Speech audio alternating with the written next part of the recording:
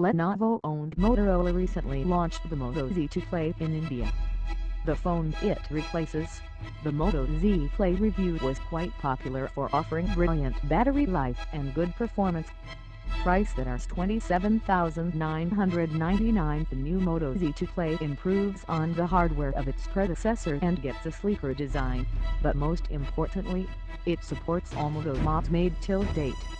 We got to spend some time with the new Moto Z2 Play at its launch, and here are our first impressions of the device. Moto Z2 Play design. The design of the Moto Z2 Play is quite similar to that of the Z Play, and this has a lot to do with the Moto Mods ecosystem. To ensure that the mods launched last year are compatible with the new phone, Moto had to retain the same height and width, with the connector pins in the same location. The only way this phone could change was its thickness, and Motorola has gone ahead and done exactly that by shaving the connector off. The original Moto Z Play was 6.99mm thick, while the Moto Z2 Play is slimmer by 0.99mm. This has resulted in a hit to the battery capacity, which is now down from 3,510 mAh to 3,000 mAh. On the other hand, one positive effect is that the new phone weighs 145 g, 20 g less than the Z Play. The front of the Moto Z2 Play sports the 5.5-inch Super AMOLED display with a resolution of 1080x1920 pixels and warning Gorilla Glass for protection. It's vivid, and the viewing angles are quite good. Some reliability could be an issue if we found ourselves hunting for the brightness control when outdoors. Below the screen is a fingerprint sensor, which Moto says is elongated on the side to allow better detection of gestures.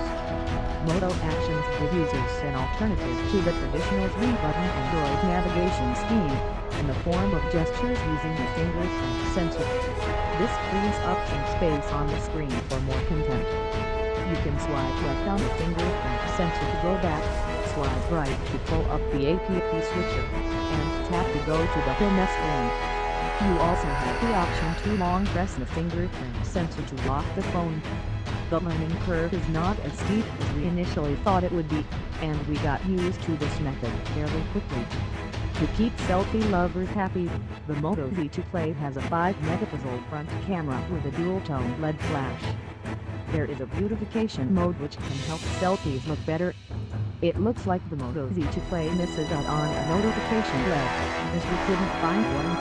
At the back, towards the bottom, there are multiple rows of contact points for the phone to interface with mods. In the center of the top is the same large camera that we have seen in the rest of the Moto Z series, again because of the mods.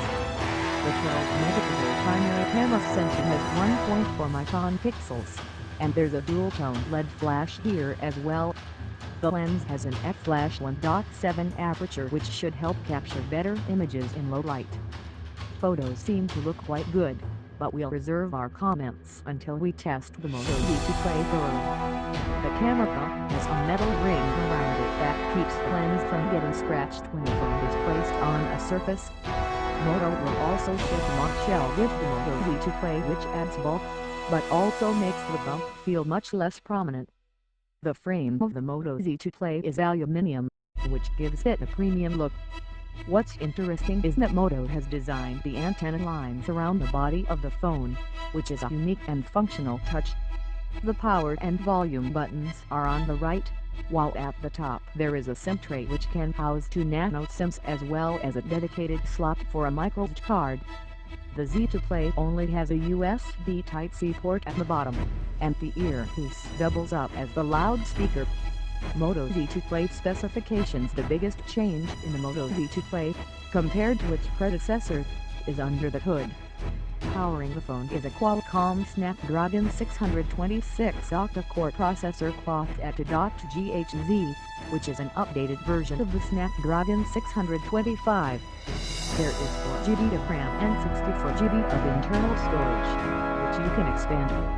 In terms of software, the Z2 Play runs pretty much stock Android Nougat, Moto has only preloaded a set of Google apps which don't get play for a very limited time with this phone.